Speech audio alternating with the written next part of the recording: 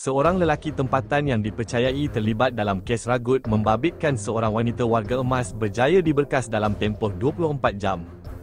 Kejadian ini dilaporkan berlaku di Georgetown, Pulau Pinang pada 26 Mei 2025. Ketua Polis Daerah Timur Laut berkata, mangsa yang berusia 71 tahun sedang menunggang motosikal di Jalan Tembaga, Taman Greenview, Jelutong telah dihampiri suspek sebelum cuba menarik rantai emas yang dipakai wanita terbabit. Difahamkan, rantai emas mangsa telah terputus dan sebahagian daripada rantai emas itu disyaki telah dilarikan oleh suspek yang berusia 29 tahun. Namun, wanita terbabit dilihat cuba memukul suspek yang menyamun rantai emasnya tetapi suspek berjaya meloloskan diri.